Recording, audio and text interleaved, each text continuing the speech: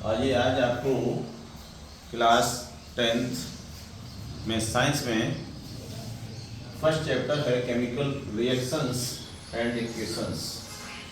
तो chemical reactions and equations science का first chapter है, केमिस्ट्री का चैप्टर है ये। तो इसमें सबसे फर्स्ट जो टॉपिक है उसमें फिजिकल चेंज और केमिकल चेंज, इन दोनों को समझना है कि केमिकल चेंज क्या होते हैं, फिजिकल चेंज क्या होते हैं। फिजिकल चेंज जब भी होते हैं, जब भी कोई केमिकल सब्सटेंस है उसके अंदर कोई फिजिकल चेंज होगा तो वहाँ पर उसकी प्रॉपर्टीज नहीं बदलते हैं, प्रॉपर्टी नहीं बदलेंगे, केवल वहाँ पर उसकी स्टेज बदल सकती है, लेकिन वहाँ कोई नया प्रोडक्ट नहीं बनता है। आप देखिए यहाँ पर कुछ एग्जाम्पल कैसे समझिए। जैसे मान लीजिए कि हमने वाटर को लिया,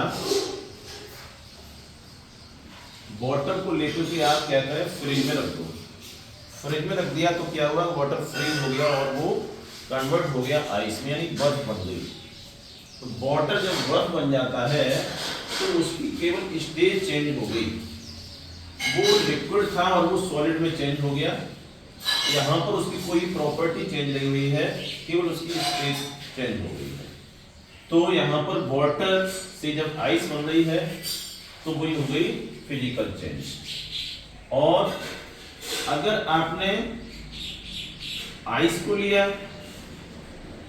और आइस को आपने मेल्ट कर दिया, तो आइस को मेल्ट करेंगे तो वो वाटर फिर बन जाएगा। तो यहाँ पर भी क्या हुआ, यहाँ पर फिजिकल चेंज है। अगर आप वाटर को बॉईल कर दें, वाटर को बॉईल करेंगे तो वाटर को बॉईल करने के बाद क्या बनेगा, वाटर वेपर बन जाएगा। तो वाटर वेपर बन गया, ये भी एक वाटर का ही फॉर्म है। तो यहाँ पर भी कोई केमिकल चेंज नहीं हुआ है, एक उसी वेपर को हम फिर से कंडेंसेशन कर देंगे, ठंडा कर देंगे तो फिर से वाटर बनाया जा सकता है। इसके बाद जैसे मान लीजिए कि वैक्स है,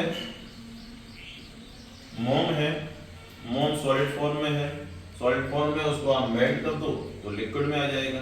लिक्विड में आ गया तो यहाँ पर भी स्टेट चेंज हुई, कोई भी फिजिकल यानी प्रॉपर्टी उसकी चेंज नहीं है। और मान लीजिए कोई गिलास है,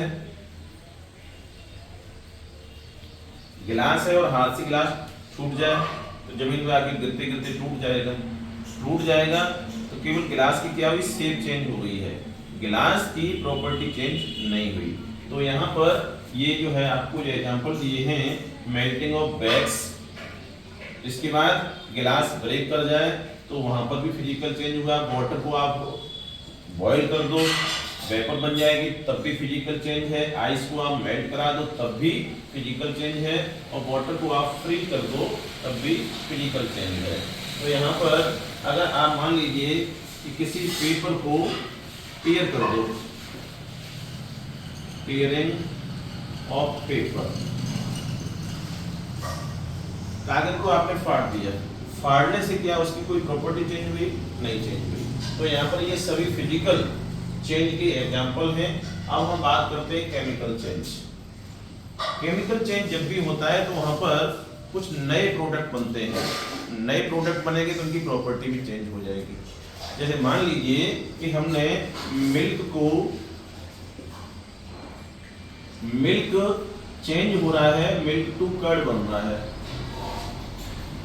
मतलब दूध से दही बना दिया, दूध से दही बन गया तो यहाँ पर क्या हुआ है, केमिकल चेंज हुआ है, क्योंकि मिल्क की प्रॉपर्टी अलग होती है, कर्ड की प्रॉपर्टी अलग होती है। तो यहाँ पर दूध से दही का बनना एक केमिकल चेंज है। इसके बाद burning of paper, burning of paper, paper भी हो सकता है, वुड हो सकती है, कोल हो सकता है, कुछ भी हम जलाएं, कैंडल जल सकती है। अगर हम कुछ जला रहे हैं, बर्निंग कर रहे हैं, तो वहां पर भी केमिकल चेंज होगा। इसके बाद रेस्पिरेशन की प्रोसेस है। तो रेस्पिरेशन की प्रोसेस एक बायोलॉजिकल प्रोसेस है जो लिविंग बीइंग के अंदर होती है। इसमें क्या होता है कि डाइजेस्टिव फूड जो होता है C6H12O6, ये सेल के अंदर जाता है और ऑक्सीजन की प्रेजेंस में ब्रेक करता है, और ब्रेक करने के बाद वो वाटर होता है।